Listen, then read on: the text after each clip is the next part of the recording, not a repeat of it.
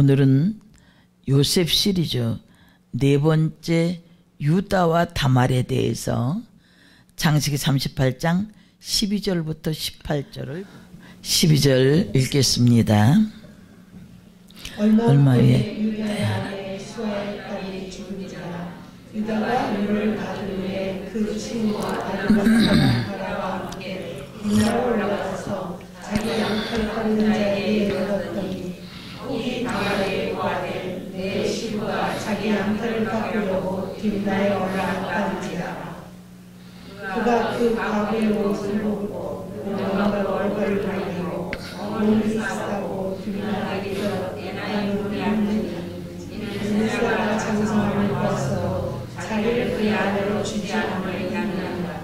그가 얼굴을 가리었으므로 유다가 그를 보고 창문을 내며 그 곁으로 그에게 나아가 가로되 청컨대 나라로 내게 들어가게 하라 하니 그 자고인 줄 알지 못하였습니다. 그가 가로되 당신이 무엇을 주고 내게 들어오느냐. 유다가 가로되 내가 내 때에 염소새끼를 주리냐. 그가 가로되 당신이 그것을 줄 때까지 약조를 주겠느냐. 유다가 가로되 무슨 약조를 내게 주려. 그가 가로되 당신의 도장과 그 끈과 당신의 손에 있는 지팡이로 하라. 유다가 그것들을 그에게 주고 그에게로 들어갔더니 그가 유다로 말미암아 잉태하였더라. 네. 창세기 37장에 그 요셉의 채색 옷을 입었던 단계가 이제 37장 36절에 보니까 미디안 사람이 애굽에서 바로의 신하 시위대장 보디발에게 요셉을 팔았더라. 37장 마지막에는 요셉이 팔려갔다는 것을 기록합니다.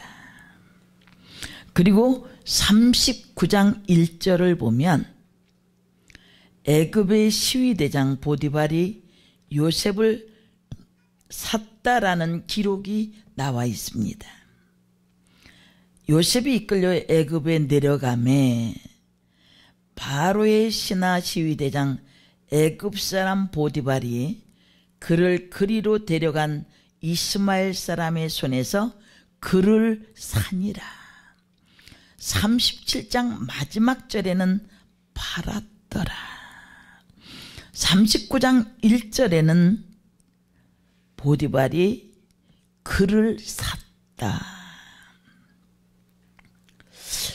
이 37장과 39장 사이에 있는 이 38장은 요셉의 스토리가 갑자기 단절이 됩니다.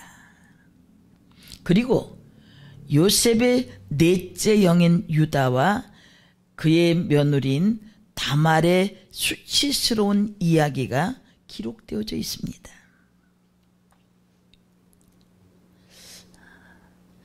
그러면 이 창세기 38장은 왜 기록되어 있는 걸까? 유명한 성경 주석가인 메투엘리는 이렇게 말했습니다. 창세기 38장 유다의 이야기만 보면 아무도 그를 칭찬할 사람이 없을 것이다. 차라리 이 사건은 숨기는 것이 더 낫지 않았는가라는 그런 질문도 합니다. 그러나 성경은 아무것도 숨기는 것이 없습니다. 1.1획도 거짓이 없고 숨김이 없는 정직한 책인 것입니다. 그럼 우리는 성경이 하나님의 말씀이라는 것을 확신할 수 있습니다. 이런 수치스러운 이야기가 기록된 이유는 이런 방법이 아니고서 우리에게 가르칠 수 없는 비상한 진리가 있기 때문입니다. 그래서 이 창세기 38장 통해서 크게 두 가지로 생각을 해봅니다. 창세기 38장의 수치스러운 사건들, 1절에 보면 그 후에 유다가 자기 형제에게서 내려가서 아둘람 사람 히라에게로 나아가니라 라고 되어 있습니다. 유다가 형제에게서 내려갔다는 말은 형제들을 떠났다는 말입니다. 유다가 왜 형제들을 떠났겠습니까? 그것은 아마도 형제들의 위선적인 행동에 염증을 느꼈을 것입니다. 자기들이 요셉을 팔아먹고도 요셉이 죽었다고 거짓말을 할 뿐만 아니라 요셉의 채색옷에 수염소 피를 뿌리고 그것을 아버지에게 주고 나니까 아버지가 오랫동안 애곡을 하는데 거짓 위로자로 그 아버지 곁에 있는 형제들에 대한 환멸이 느껴졌을 겁니다. 물론 자기가 은 20에 요셉을 파는데 앞장섰지만 시간이 지날수록 마음의 고통은 극심했을 겁니다. 그리고 야곱의 끊임없는 슬픔에 눈물을 볼 때마다 가슴이 찢어지는 듯 했을 겁니다. 죄를 짓는 사람도 타인이 죄를 짓는 것을 보면 나쁘게 생각합니다. 도둑놈도 다른 도둑놈을 보면 나쁜 놈이라고 생각하는 것과 같은 이치입니다. 그러나 집을 떠난 유다의 삶은 거룩한 삶이 아니었습니다. 유다의 삶에는 여러 가지 실수가 있었습니다. 먼저는 아둘람 사람 히라와 친구 관계를 맺었습니다. 그는 이방인이었습니다. 그리고 이 사람은 유다와 친구 사이가 되어 좋지 않은 많은 영향을 미쳤습니다. 38장 12절에 보면 얼마 후에 유다의 아내 수아의 딸이 죽은지라. 유다가 위로를 받은 후에 그 친구 아둘람 사람 히라와 함께 딥나로 올라가서 자기 양털 깎는 자에게 이르렀더니 라고 기록이 되어 있습니다. 또 20절에는 유다가 그 친구 아둘람 사람의 손에 부탁하여 염소 새끼를 보내고 그 여인의 손에서 약조물을 찾으러 하였으나 그가 그 여인을 찾지 못한지라 라고 기록이 되어 있습니다. 유다가 행음한 화대로 염소 새끼를 정했는데 그는 화대를 장객에게 전해주는 심부름을 다닙니다. 세상에 할 일이 없어서 친구 화대 심부름을 다닙니까? 그러니까 이 사람은 유다에게 좋지 못한 친구였다는 것을 알 수 있습니다. 고린도전서 15장 33절 한번 봅니다. 악한 동무들은 선한 행실을 더럽히나니. 여러분, 내 주변에 어떤 사람이 있는가를 살펴보셔야 합니다.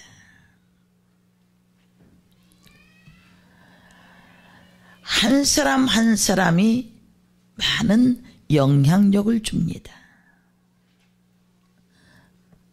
여러분들이 인생을 살아가면서 계속해서 하나님의 역사를 볼 수 있도록 여러분 주변에 하나님과 친밀한 교제를 이루는 사람들이 많아져야 합니다. 악한 꾀를 이루는 자들과 함께하지 말아야 돼요. 저는 그 사람이 얼마나 지혜로우냐, 또 얼마나 많이 가졌느냐, 저는 그것에 별로 신경 쓰지 않습니다. 제가 신경 쓰는 것은 그 사람이 진실한가. 아무리 큰 잘못을 저질렀다 할지라도 잘못했습니다 라는 그 말 한마디에 진실성이 있으면 그 다음에 잊어버립니다. 세상을 살면서 너무 때가 많이 낀 것을 봅니다.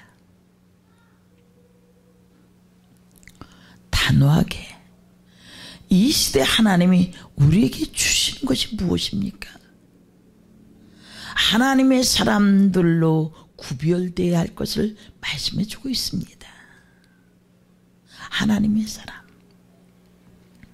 이 고난은 예수 믿는 사람들에게 세상의 빛을 발할 수 있고 세상의 소금의 역할을 할 수 있는 그런 귀한 계기가 되어집니다.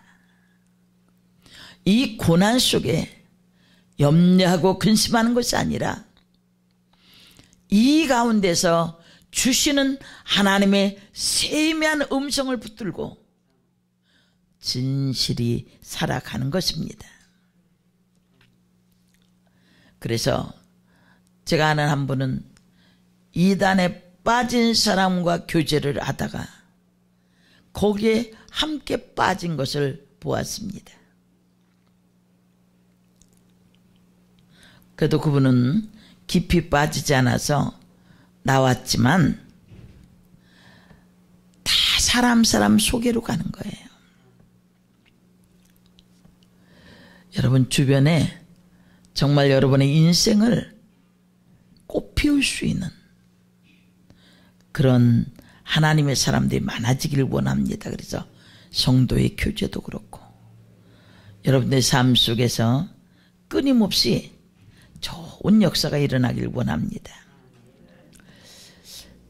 지금 유다의 그 어려움을 겪게 되어지는 환경이 친구를 잘못 만난 과정에서 그의 범죄가 계속 이루어진 것을 봅니다. 그리고 유다는 그 전에 아주 심각한 잘못을 저질렀음이 창세기 38장 2절에 기록이 되어 있습니다. 유다가 거기서 가나안 사람 슈아라 하는 자에, 이 슈아라고 하는 이 단어는 부자라는 단어입니다. 아마 가나안 사람 중에 상당한 재원을 가지고 있던 그런 사람인 것 같습니다. 그 사람의 딸을 보고 그를 취하여 동침하니 유다가 이방 여인과 결혼을 한 것입니다. 이 죄는 하나님 보시기에 매우 큰 죄악이었습니다. 왜냐하면 하나님은 아브라함의 후손, 즉 하나님의 택한 백성들이 이방 여인, 가나안 여인과 결혼한 것을 원치 않았습니다. 또한 아브라함의 딸들도 이방 남자에게 시집 가기를 원치 아니하셨습니다. 하나님은 이런 방법으로 택한 백성들의 경건성을 보존하기를 원하셨습니다. 창세기 20장에 보면 그랄 왕 아비멜렉이 아브라함의 아내 사레를 취하고자 했을 때에 하나님이 현몽하셔서 그것을 막아주셨습니다.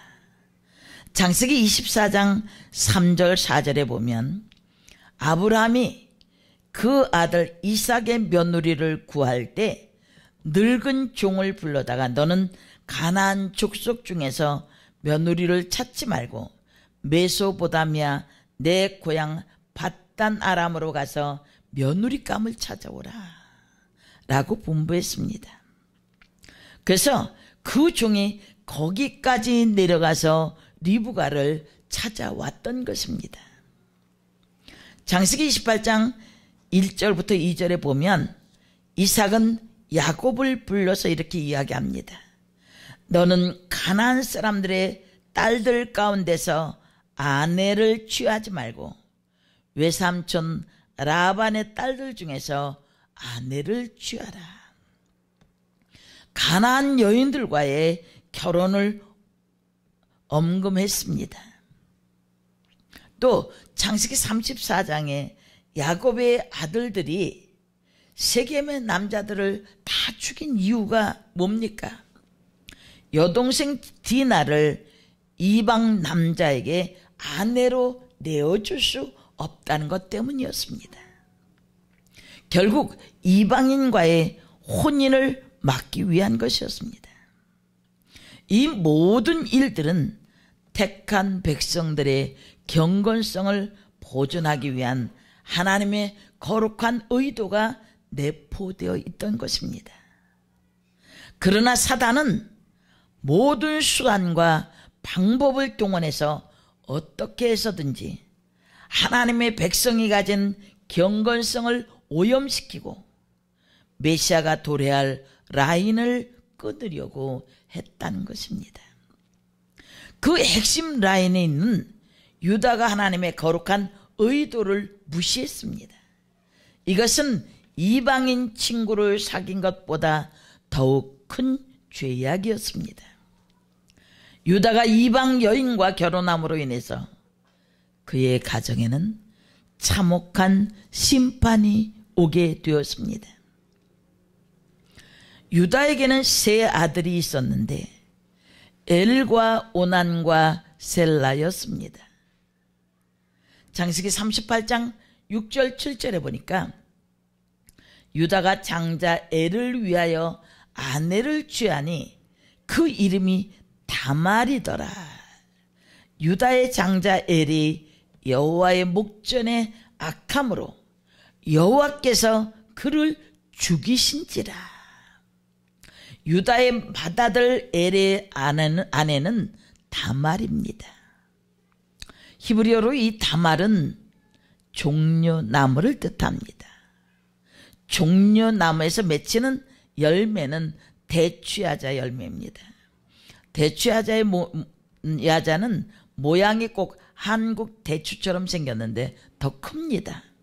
맛은 한국 대추와 다릅니다. 엄청나게 단 꿀과 같은 열매가 있고 그리고 과즙이 있습니다. 말릴수록 더 달아요.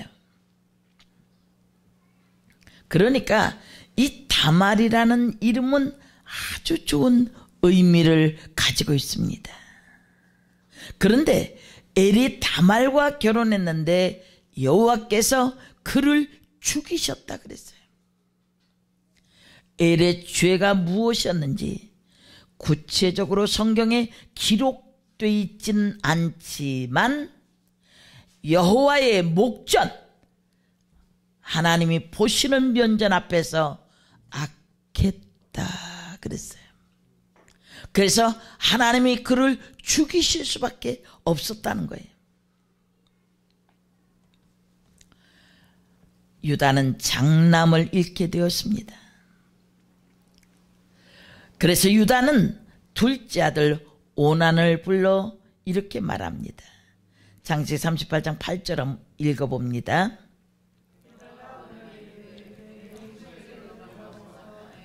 아우의 분분을 행하여 내 형을 위하여 씨가 있게 하라. 이것이 바로 계대 결혼, 수혼제라고도 합니다. 신명기 25장 5절부터 6절을 봅니다.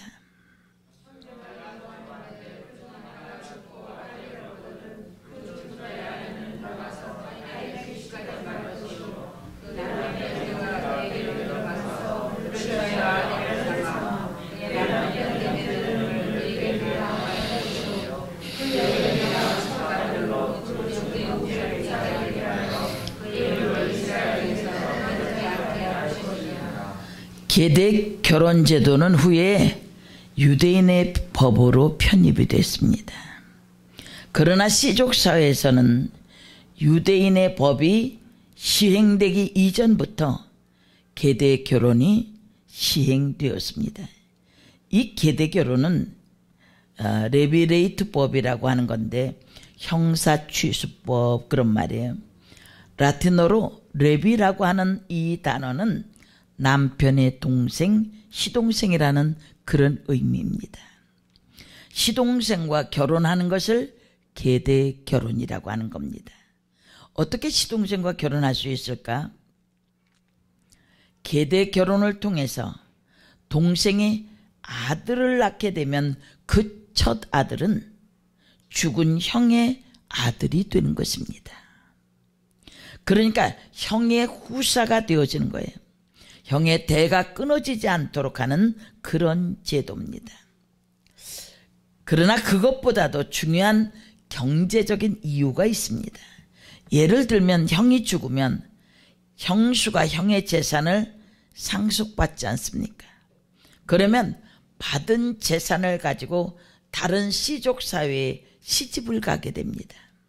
그러면 씨족사회의 재산이 줄어드는 겁니다. 그러니 씨족사회에서는 재산이 줄어들게 되는 일을 막기 위해서도 이 제도를 시행했다는 것입니다. 또 한 가지는 가난했던 형이 죽으면 형수가 굶어 죽을 수도 있다는 겁니다. 이런 경우 아우가 형수와 결혼해서 굶어 죽지 않게 하는 복지적인 이유와 목적도 있었다는 겁니다.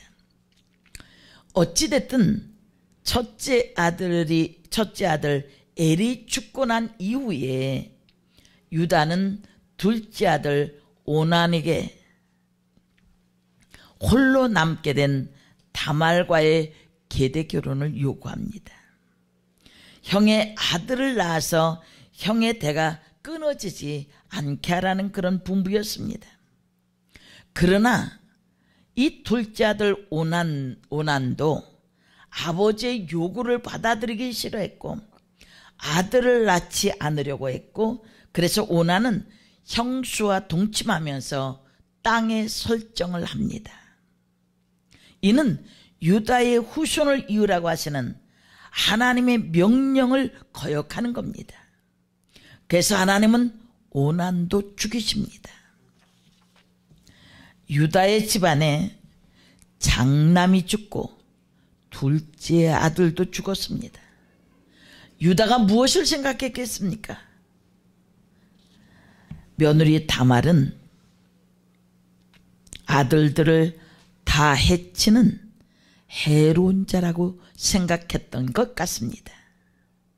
그러나 이것은 다말의 실수입니까? 유다 본인의 죄악 때문에 이렇게 된 것입니다. 여러분, 이 결혼이라는 것이 굉장히 중요한 거예요. 결혼이라는 것이. 그래서 정말 여러분들이 자녀들의 결혼을 위해서 많은 기도를 하셔야 되고, 믿음의 사람, 어려서부터 믿음을 가진 사람은 커서도 떠나질 않습니다. 그러나 그 어려서 믿었다 할지라도 세상적으로 나갔을 때에 박수를 같이 칠 수 있는 그런 여자를 만나면 신앙 쪽으로 못 돌아옵니다.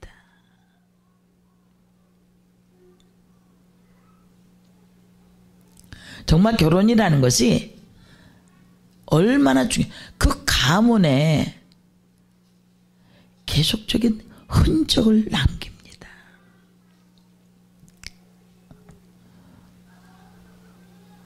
저는 그렇게 결혼을 잘못해서 한 집안이 몰락하는 것을 너무나 많이 봅니다.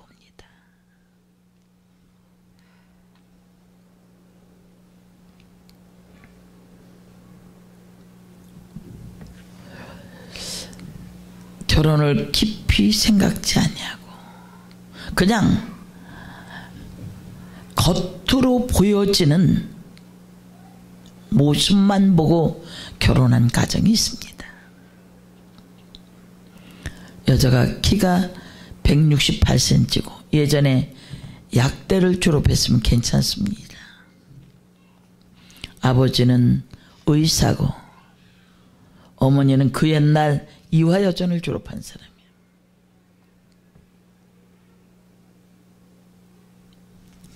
어머니는 권사님이고. 그래서 결혼을 했습니다. 결혼했는데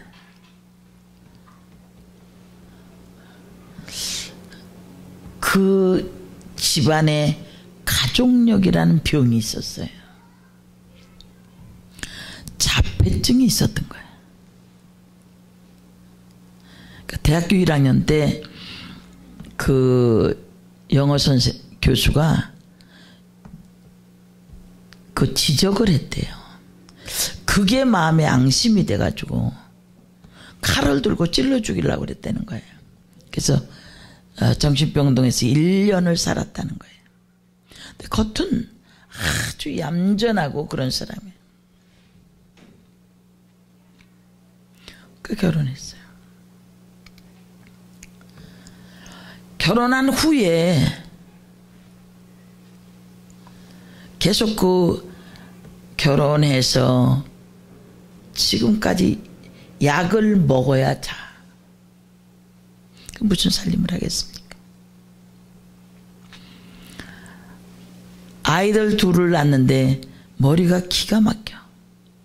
공부들은 다 잘했어요. 그 좋은 머리를 가지고 사회 적응을 못해. 둘 다. 집이 폐허가 됐습니다. 여러분 정말 기도하셔야 돼.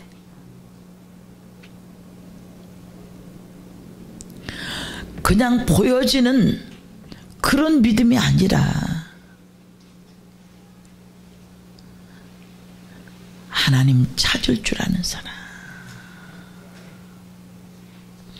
남편하고의 어려운 문제가 있을 때에도 지혜로운 여인은 집을 세워간다 그랬어요. 세상에 동화되어가는 남편과 가정을 세우기 위해서 기도의 자리를 찾을 줄 아는 사람. 근데 점점 기도를 잊어버려가.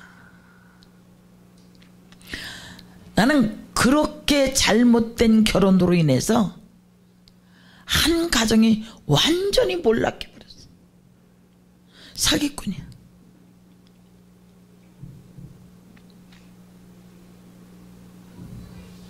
꼴피터면 나한테 전화와.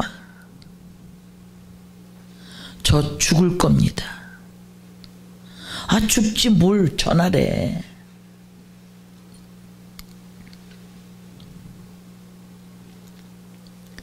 완전히 그 집이 몰락이 된 거예요.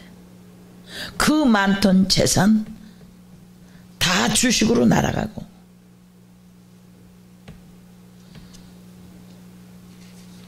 어떤 게 복인지 여러분 아셔야 돼. 정말 믿음을 가지고 진실한 믿음 갖는 사람이 되십시오. 끊임없이 하나님 중심에. 저는 이 코로나로 인해서 신앙의 그 관점을 볼 수 있는 단계가 된다고 생각해요. 정말 진실한 사람인가? 변함없이 하나님을 의지하고 섬기는 사람인가? 아니면 환경에 따라서 요동하는 바다 물결 같은 사람인가? 그러나 여러분, 아닙니다. 하나님이 물론 오늘 유다의 가정을 통해서 새로운 역사를 하시지만 일반적으로 보면 남자들이 믿지 않는 여자와 결혼한 사람이 예수 잘 믿는 사람 없습니다.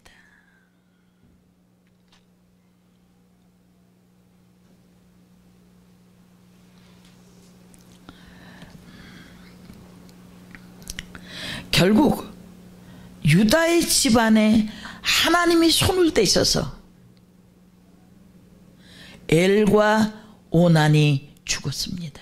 누가 죽였습니까? 하나님이 죽였어요. 하나님 목전에서 악을 행했다 그랬어요. 저는 성경 말씀을 볼 때마다 가슴이 짜릿짜릿합니다. 그러면 엘만 하나님이 보셨을까? 오늘 이 시대에 살겠다 죽겠다 아우성치고 믿음을 볼 수 없는 이러한 현실 가운데서 우리는 하나님이 보시고 어떤 결론을 내실까? 하나님 면전에서 하나님이 보고 계시는 삶 속에서 내가 무엇을 하고 있느냐, 그런 말이에요. 응?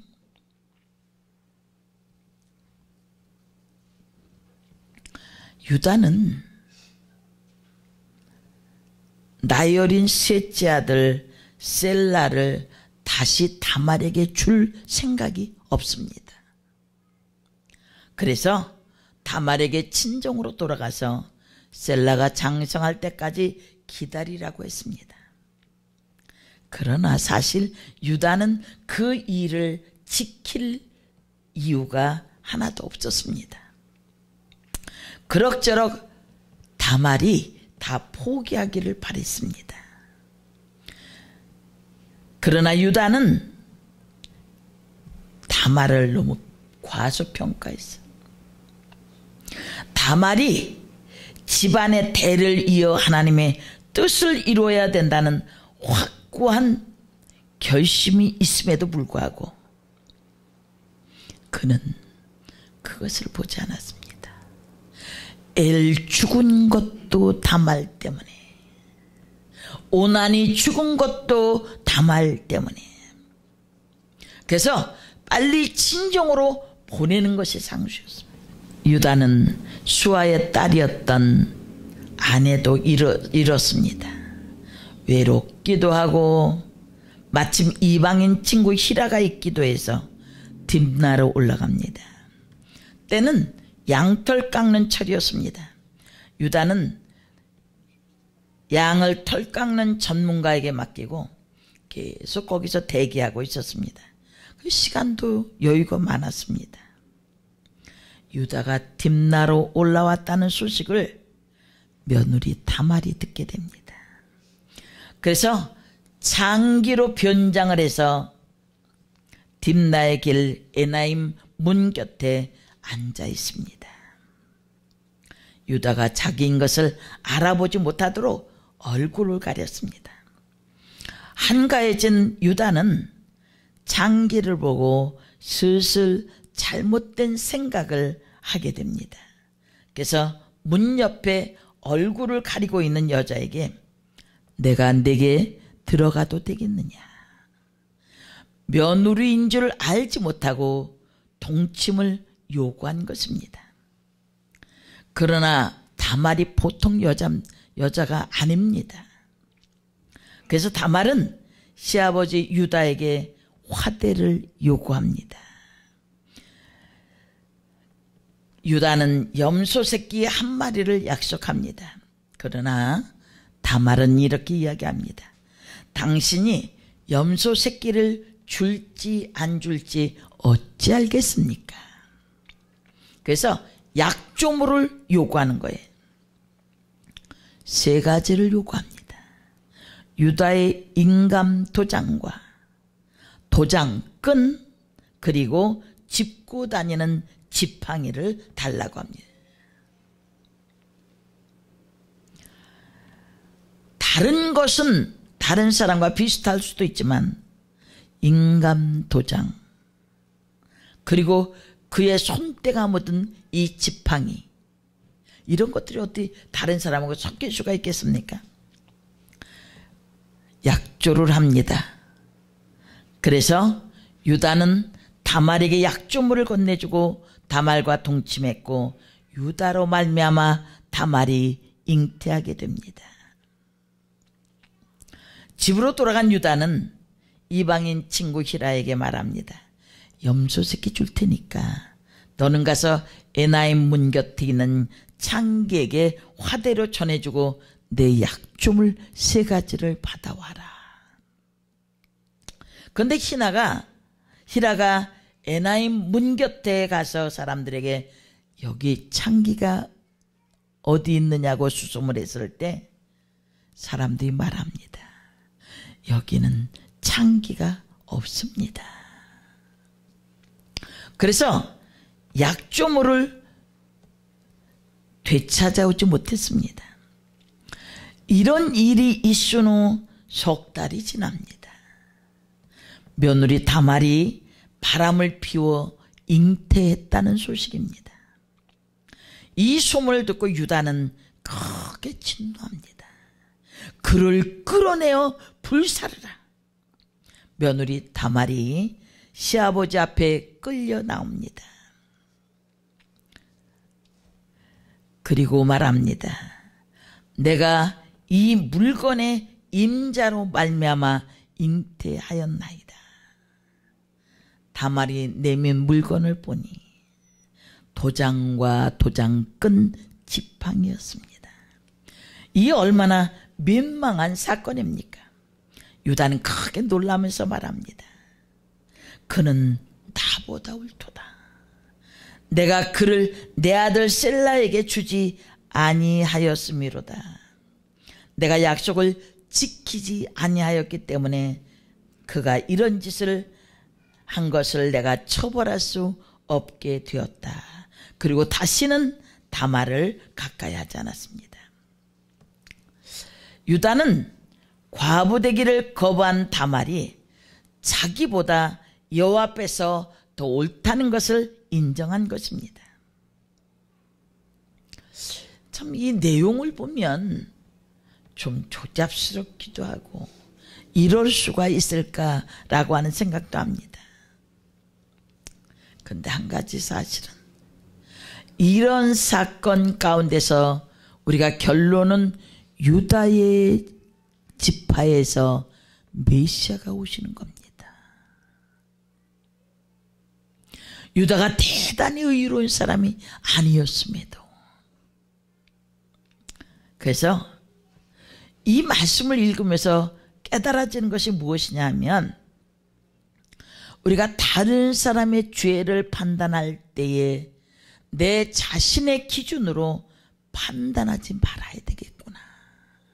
그냥 객관적인 입장에서는 유다에게 돌을 던지고 그래도 다말이 그럴 수 있나 라고 할 수 있는 그런 객관적인 사고를 가질 수 있지만 하나님 보시기에 어떠한가. 우리가 다른 사람을 평가하는 것에 있어서는 하나님 보시기에 어떠한가.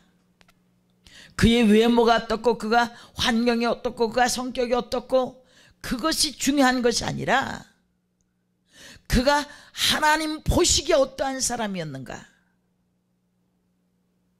그것을 생각하게 됩니다. 그러면 두 번째로 살펴볼 수 있는 것은 창세기 38장 사건은 무엇을 교훈하는 겁니까? 왜 창세기 38장에는 이처럼 수치스럽고 낯뜨거운 사건, 차라리 기록되지 않았으면 좋았을 뻔한 사건이 왜 기록되어 있느냐 그런 말이에요. 이 사건이 우리에게 주는 교훈은 두 가지를 삼을 수가 있습니다. 첫째, 인간의 환경은 부유보다 역경이 낫다는 것입니다. 인간은 돈 많고 잘 먹고 잘 사는 것보다 차라리 어려운 것이 영적으로 낫다는 것입니다. 역경 가운데 있던 요셉은 부욕 가운데 있던 유다보다 훨씬 훌륭하고 성화된 사람을 말해주기 위함입니다. 유다는 시간도 많고 돈도 많고 화대를 주고 창규와 동침하려는 유혹을 이기지 못한 사람입니다. 그러나 창세기 39장의 요셉은 그와 다릅니다. 그는 비록 보디발 집안의 노예로 시련과 역경이 있었지만 보디발의 아내가 동참하고자 유혹할 때 조금도 흔들리지 않는 경건성을 소유하고 있었습니다. 그러므로 인간에게는 역경이 오히려 유익한 것입니다. 번영이 역경보다 훨씬 위험하다는 진리를 말씀하고 있습니다. 하나님은 역경을 통해서 성도를 성화시킵니다.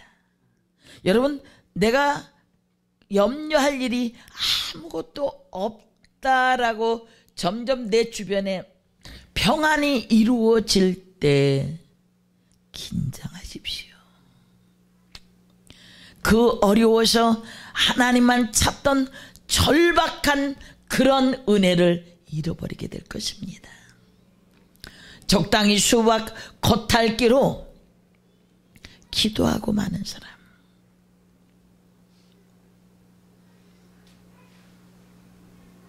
어떤 분이 저한테 제가 매일 그 말씀을 보내드리는 그런 사람들이 있는데, 한 분이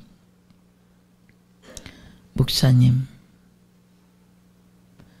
기도하기가 죽기보다도 어려운 것 같습니다.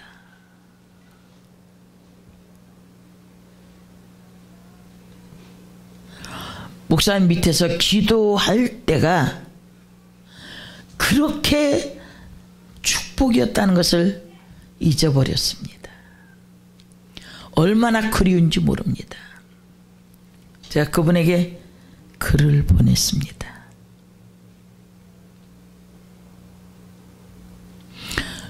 죽을 각오를 하고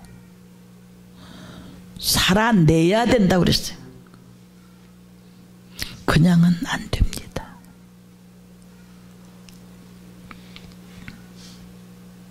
말씀도 끊어져 가고, 매일매일 제가 보내는 그 말씀들 생명줄로 붙들고 하나님 앞에 의지한다는 거예요.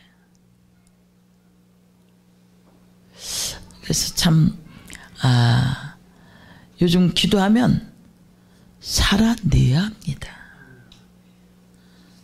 이제 예배할 수 없는 시간이 되어지고 기도할 수 없는 시간이 되어졌을 때 여러분은 영적인 관리를 어떻게 할 것입니까? 해이해졌다고요?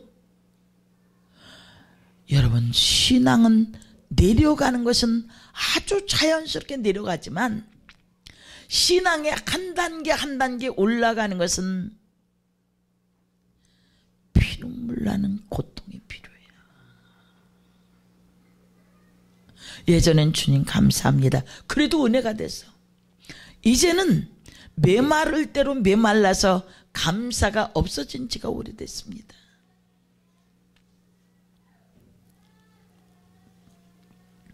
하나님은 역경을 통해서 성도를 성화시켜 갑니다.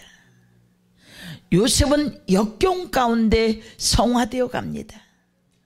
유다는 번영 가운데 부패하고 오염되어 메시아의 라인을 끊어놓을 뻔했던 사람이라는 것을 아셔야 합니다.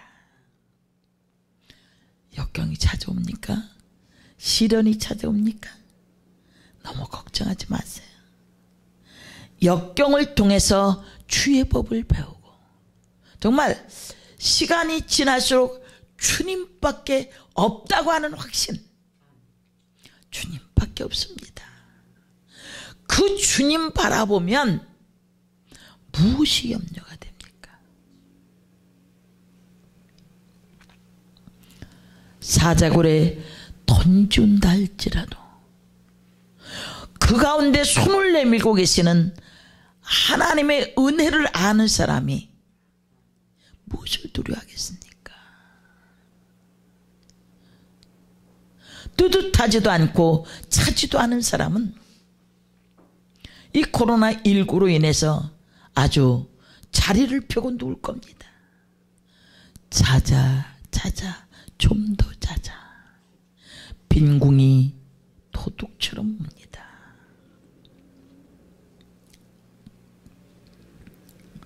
그렇다고 해서 번영을 포기하라는 것이 아닙니다.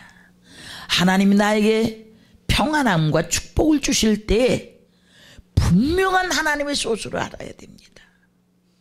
그때에도 내가 이 땅에 머물러 사는 것에 전력 질주하는 것이 아니라 그때에도 하나님이 주시는 은혜로 살아가는 사람, 자신이 이 땅에서 즐기고 쓸 수 있는 것들을 과감하게 하나님을 향해서 올려놓을 수 있는 사람, 하나님은 심은 대로 거두십니다.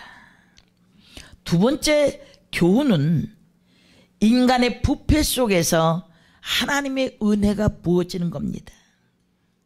이렇게 수치스럽고 낯뜨거운, 차라리 기록되지 않았으면 좋을 뻔한 이런 일들이 왜 기록됐습니까?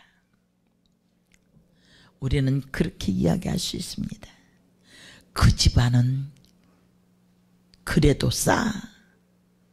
그 애비가 동생을 은 20냥에 팔아먹지 않았어? 나중에는 며느리와 불륜으로 자식을 낳고 그 집은 콩가루 집안이야. 망해도 싸. 이렇게 얘기할 수 있습니다. 그런데 우리의 시선과 우리의 관점과 다르게 이 집안이 역사에서 가장 훌륭한 집안이 되었다는 거예요. 어떻게 그렇게 될 수 있습니까? 이것은 하나님의 은혜가 이 집안에 개입되었기 때문입니다. 아무리 누추한 죄인이라 할지라도 하나님의 은혜가 부어지면 모든 것이 역전되어진다는 거예요. 하나님의 구원의 은혜의 선물을 받아들이게 되어지면 어떤 사람도 인생이 역전되기 시작하는 겁니다. 여러분의 인생이 비참하고 실패했다고 느끼신다면 예수 그리스도에게 나타난 하나님의 은혜를 이 시간 받아들이시길 바랍니다. 그렇게만 하면 우리의 인생은 역전되어지는 줄 믿습니다. 예수를 믿는 길 위에 다른 길로 인생이 역전되는 길은 없다는 것을 믿으시길 바랍니다. 독일에 이제 우리 형제가 있어서 그 통화를 자주 하는데 교회 가본 지가 오래됐다는 겁니다. 그 공원에서 이제 이렇게 앉아서 말씀도 좀 듣고 그렇게 하는 상황이라는 거예요. 그래서 제가 보내주는 말씀을 붙들고 그걸 다른 사람들에게 또 나누고 그렇게 해서 그 삶을 이어가고 있다는 거예요.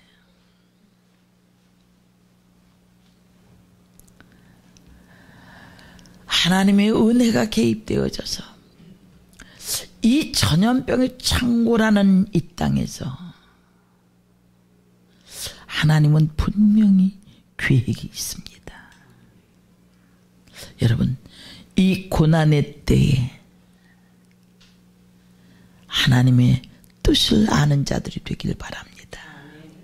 그래서 변함없이 하나님을 의지하고 어떠한 상황 속에서도 하나님을 바라보는 눈이 쇠하지 않고 하나님을 바라보는 믿음이 쇠해지지 않길 원합니다.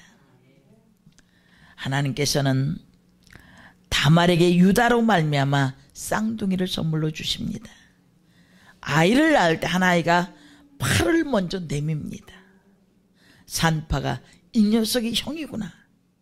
팔에 빨간 띠를 메어줬는데 팔이 쑥 들어갑니다. 둘째가 제치고 먼저 나옵니다. 그래서 그 아이의 이름은 깨뜨리고 나왔다라고 하는 의미의 히브리어 베레스라고 이름을 짓습니다. 둘째는 팔에 처음에 팔 내밀었다가 들어갔잖아요. 그래서 그 빨간 줄을 메고 나와서 붉은 줄이라고 해서 세라라고 이름을 지었습니다. 근데 이 두 아들의 이름이 어디에 등장합니까? 마태복음 1장 3절을 보겠습니다.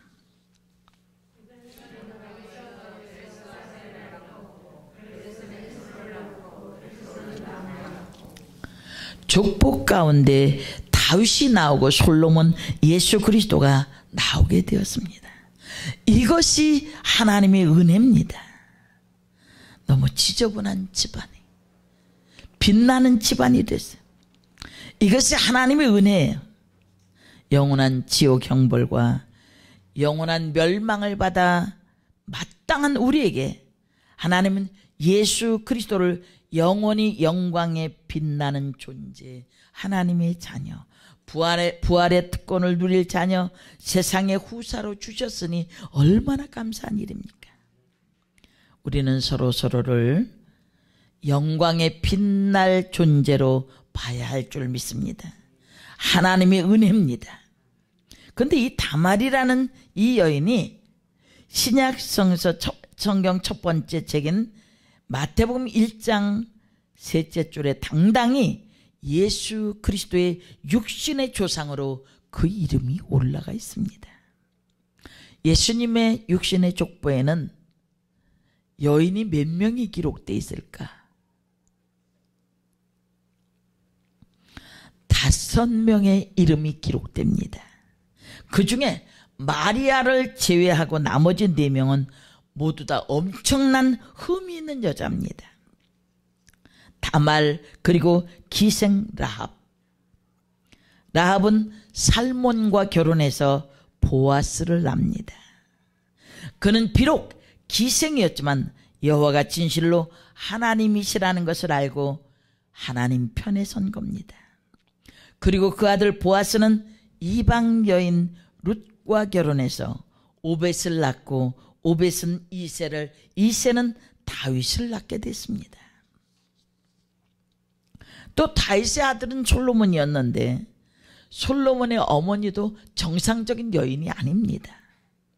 남편 버리고 왕과 간통한 여인 밧세바가 솔로몬의 어머니입니다.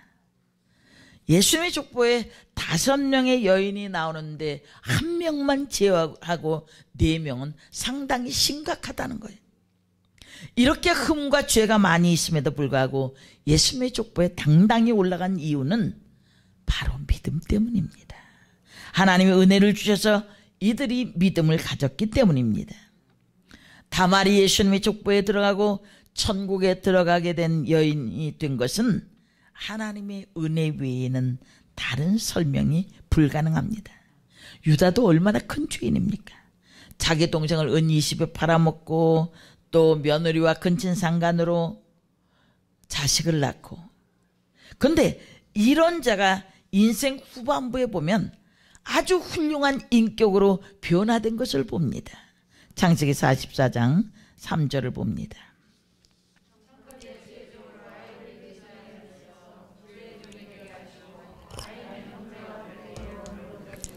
예, 애굽의 총리가 된 요셉이 준 베냐민의 자루 안에서 은잔이 발견돼서 베냐민이 노예가 되려는 순간에 유다가 나서서 했던 말입니다.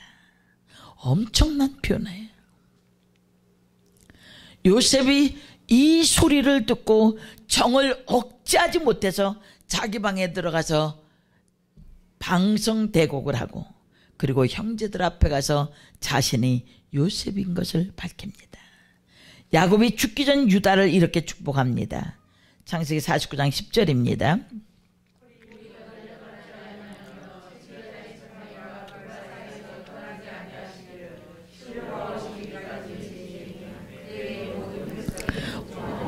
홀은 왕의 지팡입니다. 유다로부터 예수님이 오시게 된다는 복된 예언인 것입니다.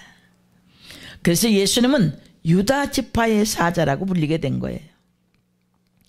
유다의 죄는 용서받았고 구약에서 가장 큰 은혜를 입은 사람이 됐습니다. 로마서 5장 20절입니다. 로마서 5장 20절. 율법이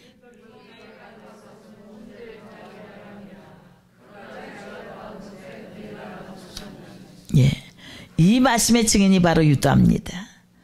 하나님이 우리에게 요구하시는 것은 죄를 스스로 해결하라는 것이 아닙니다. 유다는 아주 나쁜 사람이었지만 인생 후반부에 그의 삶이 완전히 변화되어졌어요. 성령이 그를 변화시켰습니다. 예수님 앞으로 나오면 하나님의 구원도 은혜지만 성화되는 것도 큰 은혜입니다. 이제 얼마큼 우리가 예배할 수 있는지는 모릅니다. 점점 많은 어려움들이 있을 겁니다. 여러분, 고난을 고난으로 받아들이지 마시고 고난 가운데 나를 붙드시는 하나님을 체험하십시오. 하나님 면전에서 하나님이 나를 어떻게 생각하시는지 그 앞에서 벌거벗은 모습으로 살아가십시다. 그리고 하나님이 부어주시는 놀라운 은혜, 그 은혜 속에 지금은 내가 이것도 되지 않고 저것도 되지 않고 자랑할 것이 아무것도 없는 그런 상황일지라도 하나님이 유다를 들어 쓰신 것처럼, 유다 가문을 들어 쓰신 것처럼 우리를 들어 쓰시고 우리의 가문들을 들어 쓰셔서 하나님 나라의 확장을 위해 쓰임받는 귀한 도구들이 되기를 원합니다. 세상은 점점 부패합니다. 그러나 맛을 잃지 마십시오. 빛을 잃지 마십시오. 어떠한 순간에도 하나님 말씀을 붙들고 견고히 서서 하나님의 역사를 이루어갈 수 있는 축복의 사람들이 되시기를 주님의 이름으로 축복합니다.